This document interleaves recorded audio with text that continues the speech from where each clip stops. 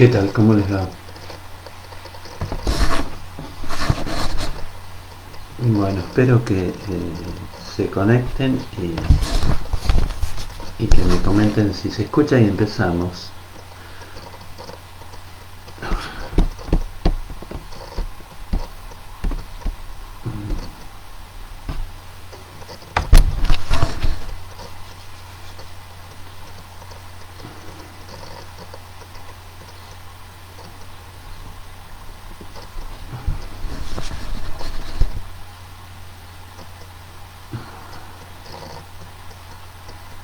Bueno, ¿se escucha bien?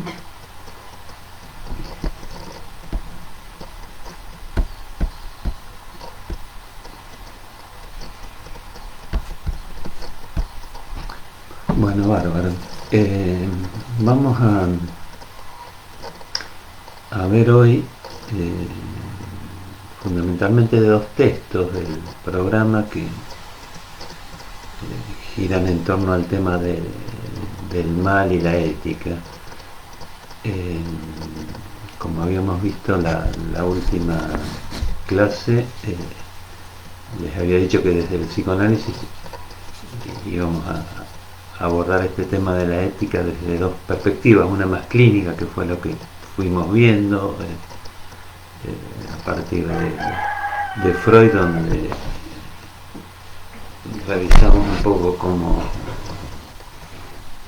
Freud trabajaba y qué ética suponía la clínica freudiana, y hicimos así muy brevemente una distinción entonces desde el psicoanálisis entre moral y ética. Hoy vamos a tomar dos autores que están en el programa que abordaron el tema del mal desde el psicoanálisis. Uno es un texto de Grimm, uno de ellos es Grimm, perdón, que tiene un texto que se llama ¿Por qué el mal? Él fundamentalmente se basa en los planteos freudianos. Comienza el texto planteando que Freud, en Análisis Terminable e Interminable, habla de una pulsión de muerte que puede ser ligada y fundamentalmente ligada por la vía del super yo, lo plantea en este sentido, y algo de la pulsión de muerte que no está ligado y que lo conecta con lo que Freud llamaba reacción terapéutica negativa. Si no lo saben, calculo que sí, que yo lo han visto en la carrera, es esos pacientes que, bueno, no pueden terminar el tratamiento porque siempre tienen como una especie de empeoramiento cuando van mejorando los síntomas y vuelven a recaer en la neurosis, diría Freud. Entonces, fundamentalmente Grimm va a partir de esta distinción entre una pulsión de muerte que puede ser ligada y algo que no es ligado, y como con ese punto de partida va a enfocar todo el problema del mal. Y va a decir que en relación al mal y la enfermedad hay cierta presencia del mal, digámoslo así, que puede ser explicada o comprendida, y hay otra manifestación del mal que escaparía a la comprensión. Desde este punto de vista también él dice, bueno, en relación al mal y la moral habría posibilidad de explicar el mal desde cierta causalidad, pero habría un mal que escaparía a toda explicación causal, ¿no? Entonces él va a plantear que el tema del mal y la enfermedad se relaciona en el psicoanálisis a partir de que en algún momento, dice, se ubicó a la enfermedad como enfermedad del mal, y ahí ubica la sexualidad en la época victoriana como representación del mal, ¿no? En ese sentido va diciendo, bueno, que la histérica se enfermaba a causa de la sexualidad, y toma la metáfora ahí del diablo en el cuerpo, como que, bueno, algo del mal se encarnaba entonces en ese síntoma histérico, ¿no? Y va diciendo que con el desarrollo del psicoanálisis, y fundamentalmente con la postulación de Freud de la pulsión de muerte, ya el mal va a tener otro ropaje y va a tener que ver con la muerte.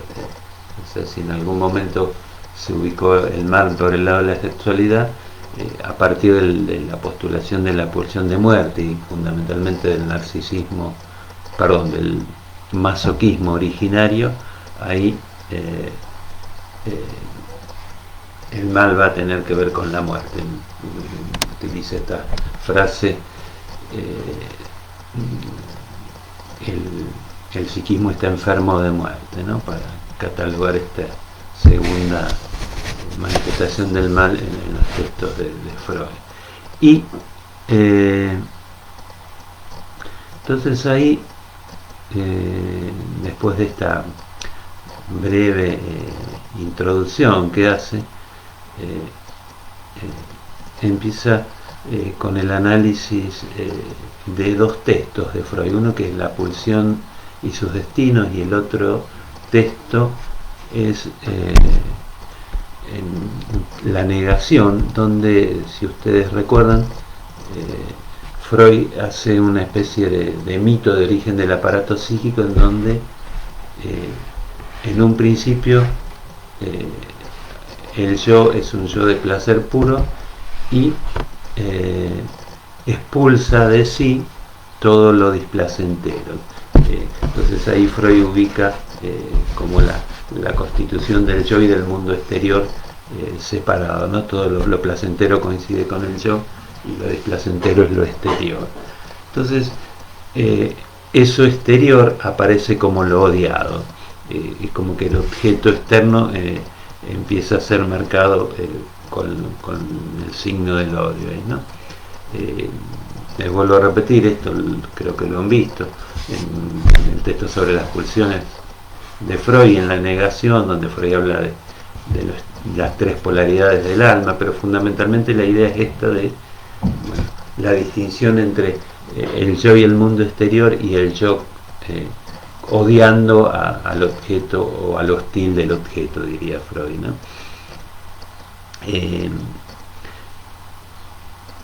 Y eso que queda como exterior, como displacentero, puede ser tramitado más adelante mediante el principio del placer, el principio de realidad, o puede ser, dice Green, tomado por la pulsión de muerte. Vamos a ir viendo cómo explica esto, ¿no? Y no me detengo mucho en esto porque creo que lo han visto ya, si no tienen las referencias de los textos freudianos. Después Green plantea, bueno, que se puede como superponer esta explicación de la constitución del yo y el objeto con lo edípico, diciendo, bueno, que ese primer yo de placer puro casi que se podría equiparar al objeto incestuoso, y lo odiado aparece por el lado de lo que pone un límite, que tendría que ver ahí con, si ustedes quieren, con la figura del padre, pero como consecuencia de eso tenemos el super yo en Freud. Y según Green, entonces la apuesta de Freud es que a partir del super yo el sujeto puede, recuerdan el super yo como heredero del complejo de Edipo, ¿no? A partir de la tramitación entonces del Edipo, el sujeto puede tramitar la angustia de castración, lo que implica la confrontación con ese exterior displacentero, y la posibilidad de sublimación. En el texto van a encontrar que hay referencias a Melanie Klein, a otros autores. Green apuesta fundamentalmente a la lectura freudiana de todo esto y hace entonces hincapié en que la posibilidad del Edipo y del superyo instaura cierto orden que permite la posibilidad de la sublimación, la posibilidad de sustituir objetos, ¿no? Y tolerar lo displacentero, podríamos decirlo. Recuerden que Freud decía, bueno, el principio de realidad produce un rodeo para obtener finalmente una ganancia de placer. En ese rodeo algo del displacer, algo de la alteridad se pone en juego, ¿no? Entonces, la idea de Green es que edípicamente se podría tramitar algo de ese odio originario que aparece en ese primer momento donde, bueno, es el yo todo placer y lo exterior es todo displacer y recae el odio en ese exterior, ¿no? Entonces, lo que va planteando Green es que en un primer momento Freud concibe entonces la neurosis como el negativo de la perversión, y el mal empieza a ser pensado a partir de una transgresión.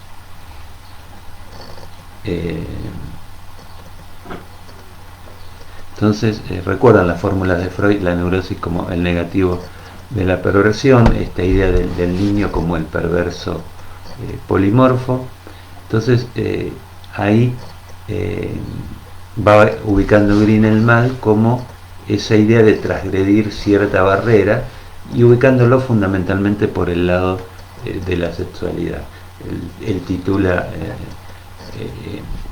una parte de este escrito o esta argumentación que da, él dice, de lo negativo de la perversión a la reacción terapéutica negativa.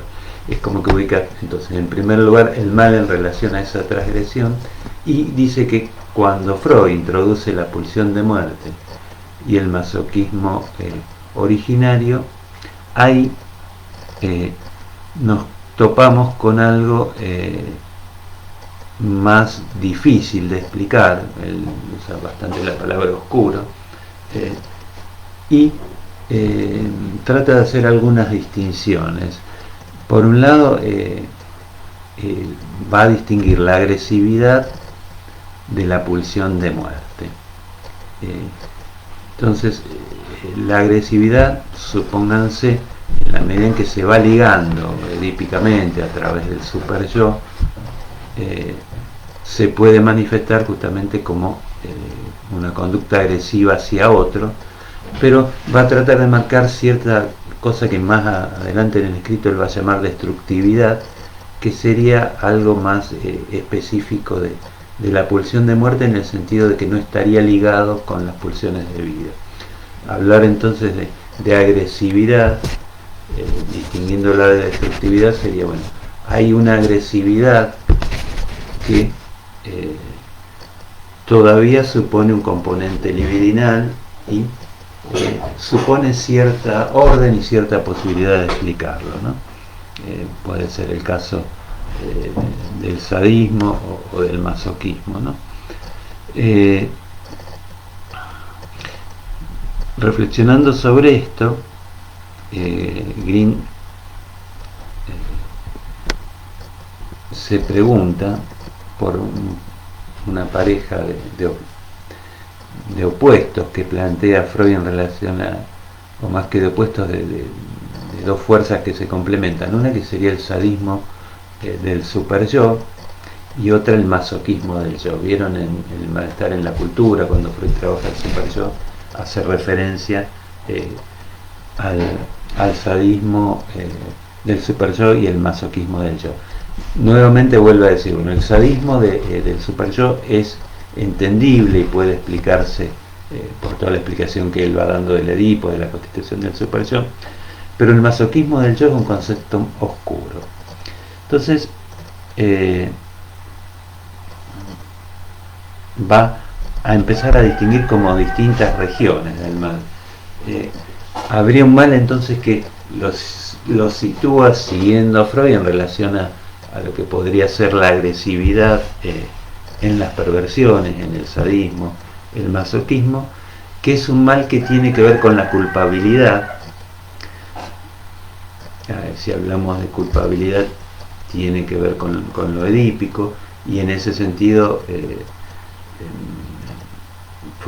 Green va a insistir en que puede haber una explicación de esa agresividad, y fundamentalmente giraría esto en torno a transgredir cierta norma, y el mal aparecería ahí en función de la transgresión, pero todavía sería una agresividad que supone la mezcla de las pulsiones libidinales y la pulsión de muerte. Lo que remarca en esto Green es cierta primacía del narcisismo en las perversiones. Y otra región del mal, que tendría que ver con la reacción terapéutica negativa, donde ahí sí ubica la destructividad, que la distingue entonces de lo que puede ser el sadismo, como les decía recién, porque en la destructividad él va a plantear casi una especie de desmezcla de expulsiones y una primacía de la pulsión de muerte, ¿no? Y entonces, en esta distinción que él va haciendo entre el mal como destructividad, vamos a llamarlo así, y el mal como agresión, es que en la destructividad parece una especie así de ausencia de pasión. Él dice que la figura de esta destructividad sería el monstruo frío y cruel, ¿no? No sé si van siguiendo, vayan preguntando, si no, pero la idea entonces que va teniendo Green es fundamentalmente distinguir una agresividad que tendría que ver con lo que todavía está dentro de la explicación edípica, dentro de la explicación por el lado del sadismo y el masoquismo, y esta transgresión a la norma, que tendría que ver con la culpabilidad, en el sentido a lo mejor de sentirla o no sentirla, pero fundamentalmente ahí aparece lo edípico como posibilidad de explicación. Y un mal entonces que él dice un mal frío, que en algún momento dice amor al mal, donde ahí tendríamos una destructividad llevada al extremo que tendría a eliminar completamente al otro, a lo extraño, a lo displacentero, con la esperanza, dice, que el mal desaparezca completamente, ¿no? Para que después aparezca un bien.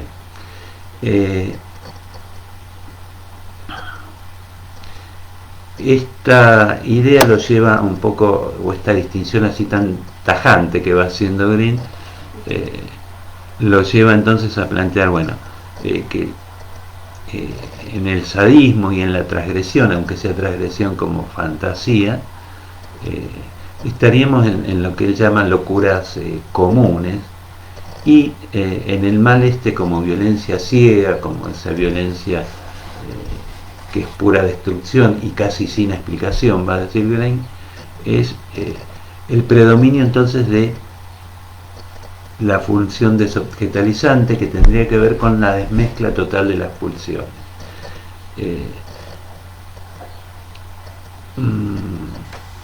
Y en ese sentido, entonces él va a plantear que cuando hablamos de este mal que tendría un porqué, que podría explicarse a partir de lo edípico, ahí siempre suponemos que hay normas que regulan el conflicto con el otro.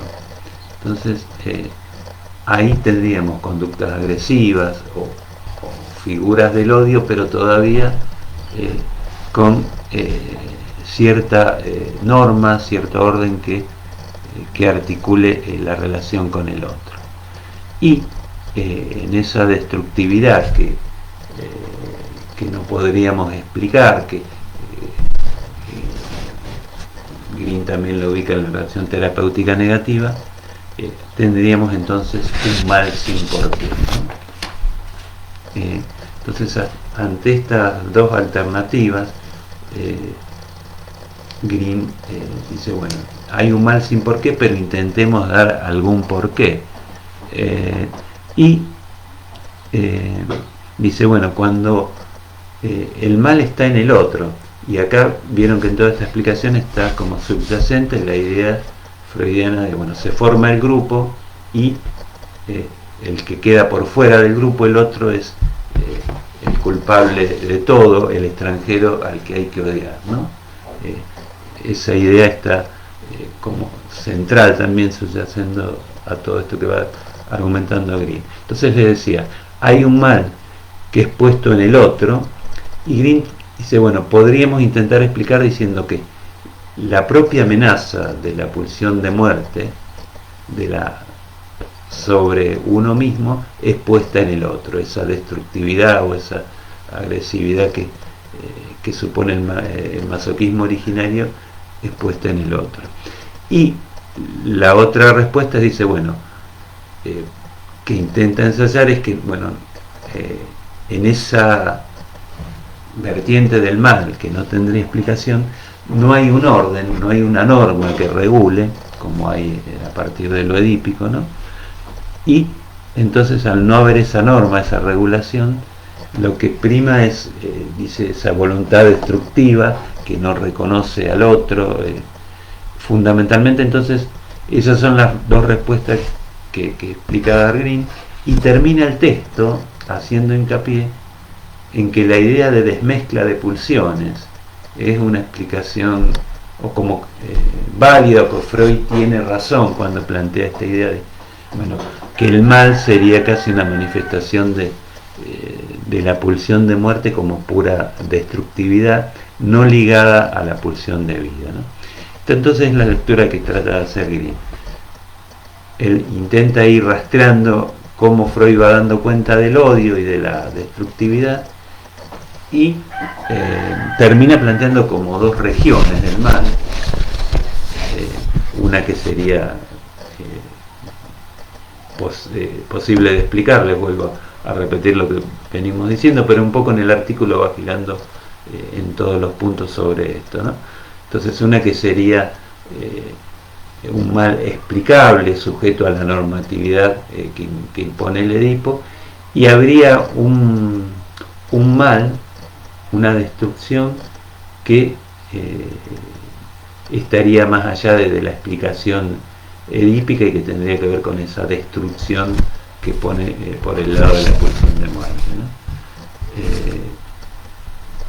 Donde ahí no habría mezcla de pulsiones, sería como una especie así de manifestación en el extremo de este mal de la pulsión de muerte casi en estado puro, ¿no? Esa es fundamentalmente entonces la idea del mal que trata de plantear Green, y él, como planteo ético, un poco dice, bueno, que habría que sostener esta idea de que siempre hay un orden, que no podríamos vivir sin esa estructuración que supone lo edípico, ¿no? Que proclamar, digamos, que no hay un orden y que todo es un sinsentido sería un planteo ya que apuntaría directamente a ese mal destructivo, ¿no? Léanlo, el artículo, seguramente cuando lo lean se van a encontrar con un montón de interrogantes. Green por ahí utiliza, no sé si ustedes este año no vieron ningún texto, Green utiliza por ahí términos de autores que a lo mejor ustedes no manejan, como Klein, Bion. De todas maneras, les vuelvo a repetir, la idea general es de este texto es dividir estas dos regiones del mal, ¿no? Y hay otro texto que también trata de dar cierta explicación del mal, que es de Castoriadis, que se llaman las raíces psíquicas y sociales del odio. Ahí Castoriadis recorre un poco ya ustedes tienen una idea general más o menos de sus argumentaciones. Recurre a la idea entonces que hay dos fuentes del odio. Una que tendría que ver con que el psiquismo, dice, rechaza todo lo distinto a sí mismo, todo lo extraño o lo exterior, podríamos decir. Y la otra fuente del odio tendría que ver con la necesidad de clausura de las instituciones y todo lo que él va trabajando como significaciones imaginarias sociales. Entonces, para dar cuenta de esto, él plantea que en el origen habría una especie de lo que él llama monada psíquica o amor inicial, en donde coinciden el sujeto, el objeto, las representaciones y los afectos que se generan ahí y el deseo. Entonces ahí esa monada psíquica lo que aspira es una especie de sentido unitario, sentido único y cerrado, podríamos decirlo así, que es la matriz un poco de la idea de clausura y de la constitución del sentido para Castoriadis.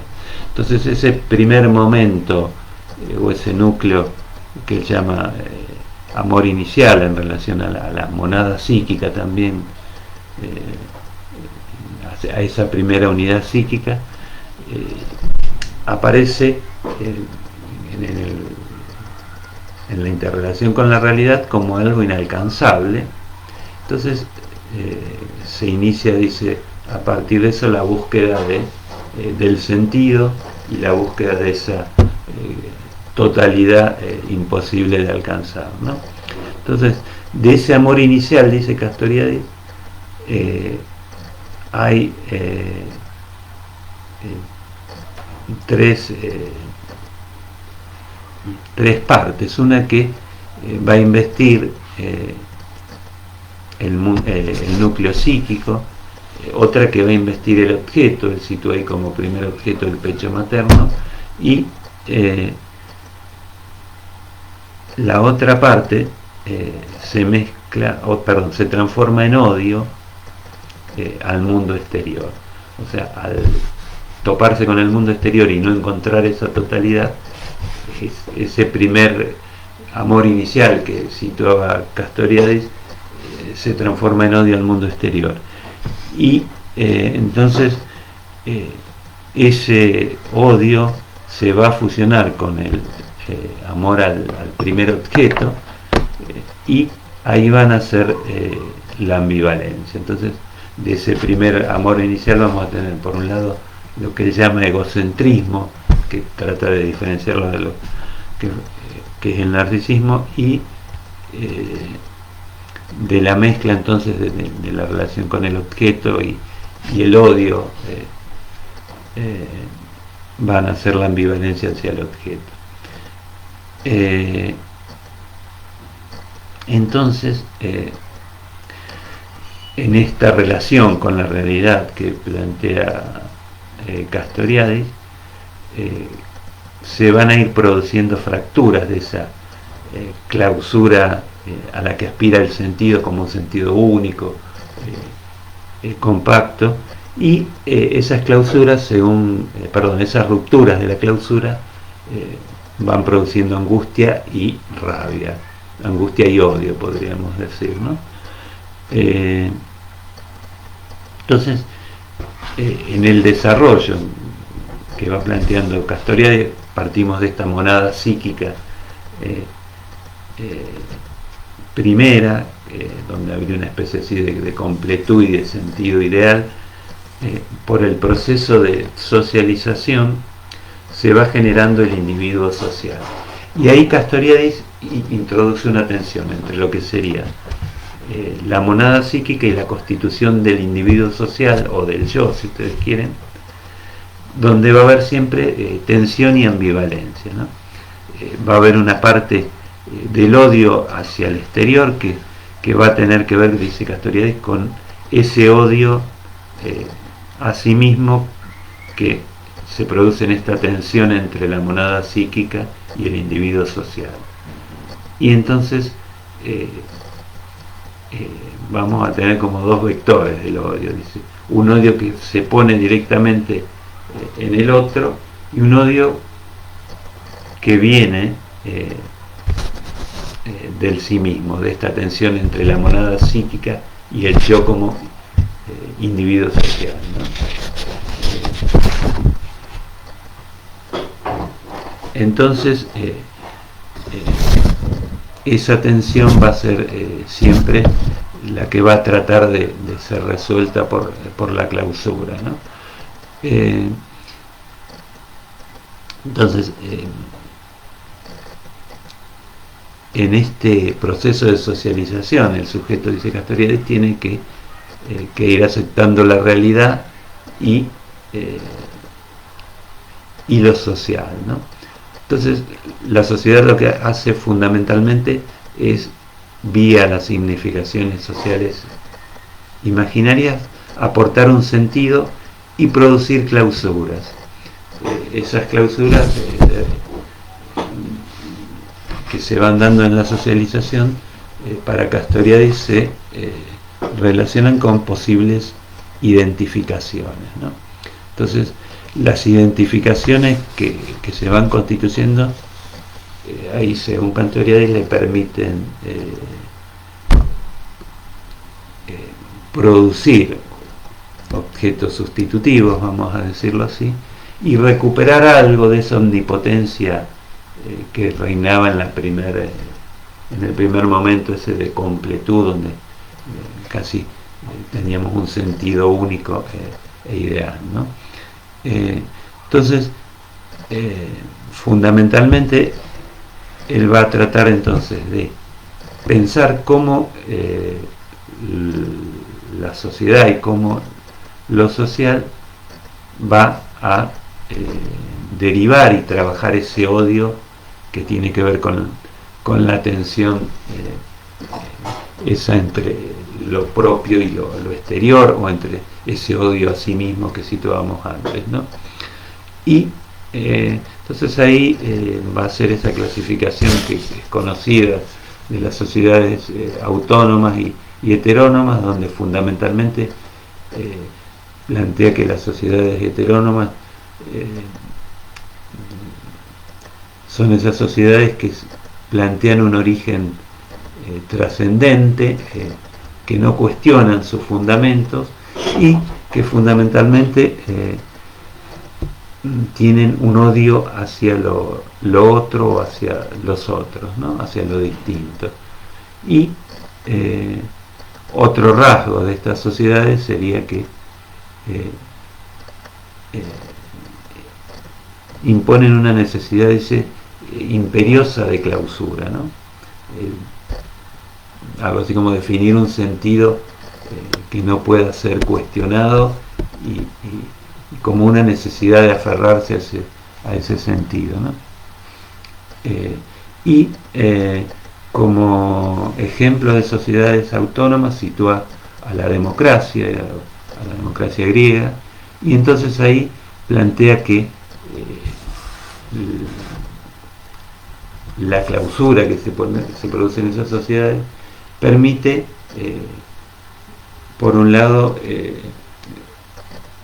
cuestionar los fundamentos y fundamentalmente aceptar al otro, ¿no? Aceptar las diferencias. Entonces planteemos esto casi como dos puntos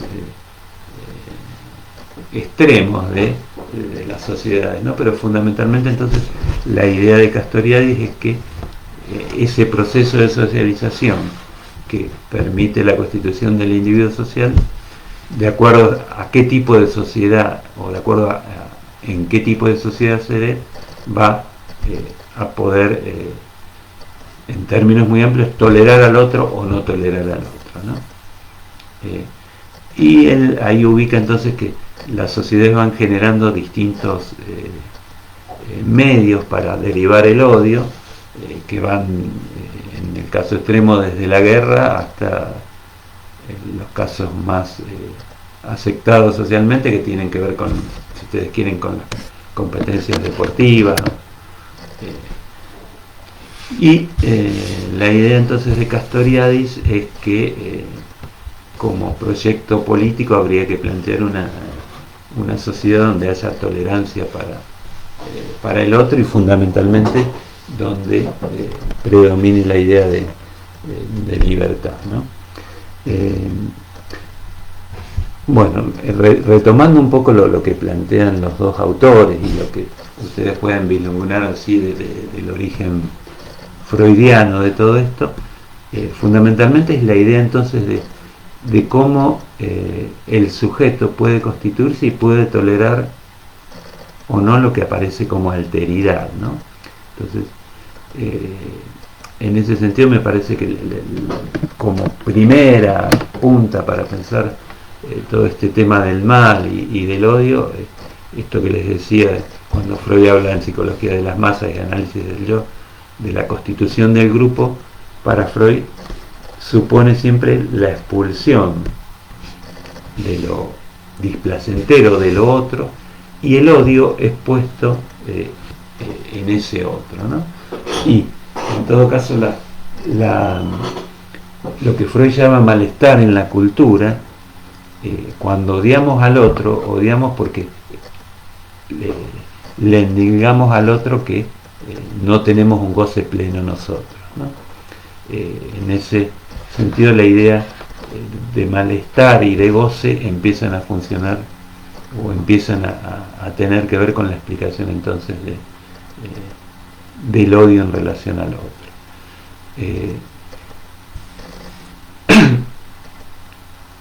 Un poco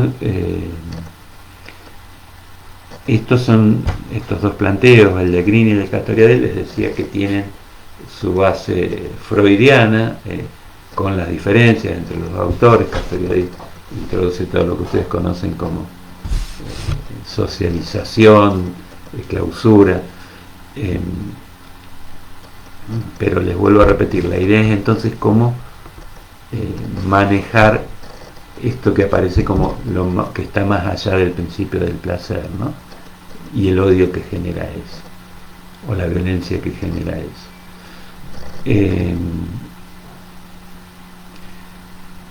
Estas son como dos visiones, como punto de partida. Nosotros este año mucho no, ya esta va a ser la última clase, no vamos a desarrollar de este tema, pero hay un montón de cosas para plantear en relación al prójimo, y entonces cómo el prójimo aparece siempre en relación a ese lugar de lo que está más allá del principio del placer y de lo imposible del goce, ¿no?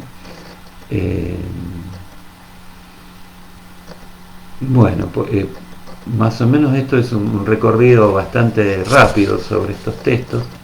Me parece que está lo más así importante para que ustedes puedan empezar a pensar algo en relación al tema del mal en psicoanálisis, o que tengan un poco la visión de qué plantearon estos autores. Más adelante quizás puedan ver un poco más con más detalles, ¿no? Todo este tema del mal y del prójimo. Bueno, no sé si tienen preguntas de este panorama así bastante rápido que les di sobre estos dos textos. De ahora en más, la idea que tenemos con la cátedra es las semanas que siguen dedicar los horarios, al menos los horarios del teórico y de las comisiones, a consultas para los trabajos que ustedes están haciendo tanto para regularizar como para promover. Yo les voy a poner, vamos a usar para las consultas en estos horarios vamos a usar Meet, las cuentas Meet que da la facultad. Yo después les voy a poner acá en el Facebook los enlaces, así que yo les diría que empiecen, a los que no empezaron, a armar los trabajos, y ya el miércoles que viene en este horario podemos trabajar con las preguntas de ustedes en relación a los trabajos.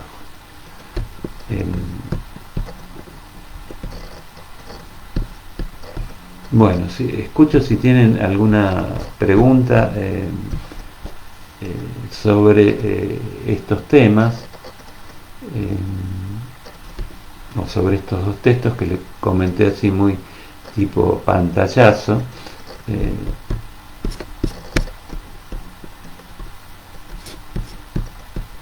Y si tienen alguna pregunta en cuanto a los trabajos, que ya más que nada en cuanto a lo formal, también pueden ir planteándola.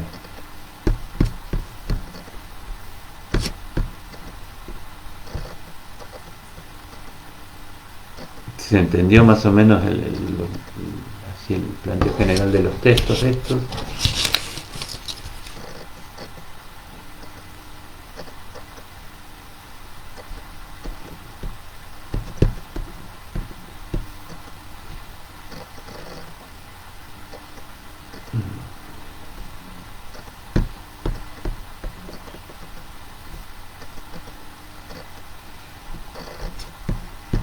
Bueno, no llega ninguna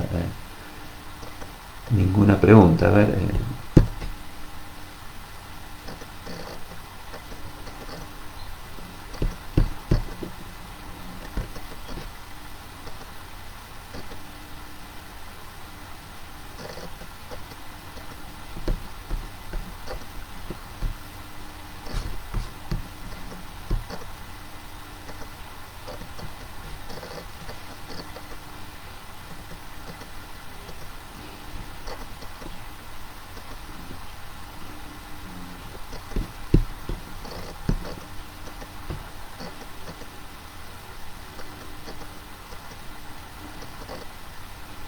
bueno, están,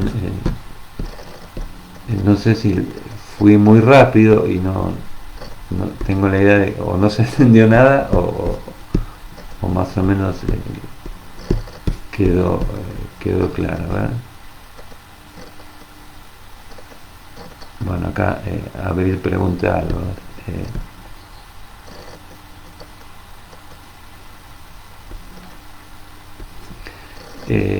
Sí, Abril, los trabajos se entregan el mismo día, tanto el de promoción como el de integración. La idea es que lo entreguen juntos, así es más fácil para organizarnos.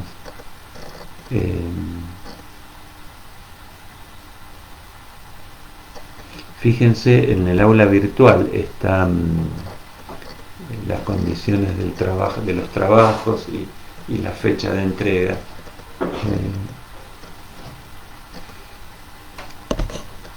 En la sesión de avisos ahí están también especificados.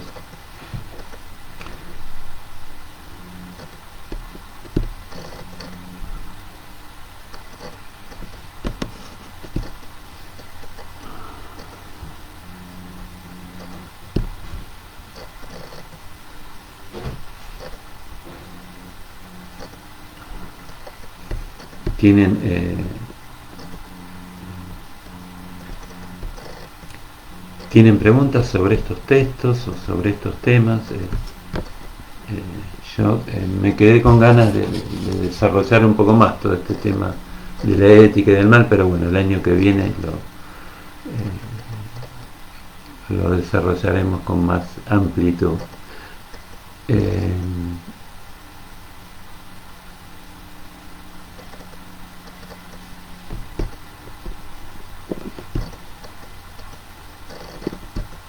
Bueno, espero a ver si tienen alguna consulta más. Les repito entonces que les voy a poner los enlaces para clases de consulta en estos horarios sobre los trabajos, ¿no?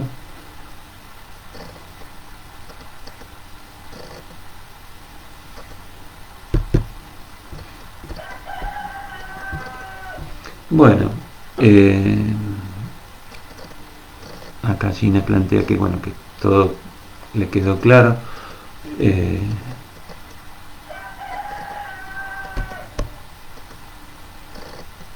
Bueno, bueno, espero ver si tienen alguna pregunta más sobre los trabajos, si no ya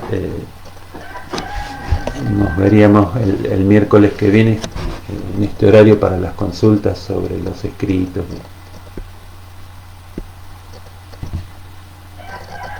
los escritos de integración y de promoción, ¿no?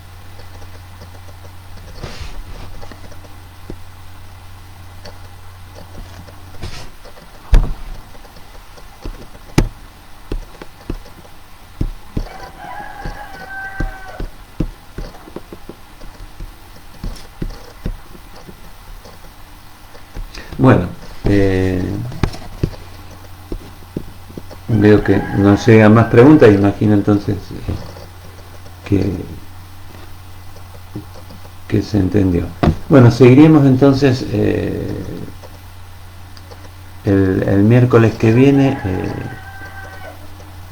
y veríamos un poco las dudas y las consultas que ustedes tengan sobre los trabajos. Aprovechen el espacio de las consultas si pueden hacer buenos trabajos. Bueno, nos vemos el miércoles, entonces que tengan buena semana. Hasta el miércoles que viene.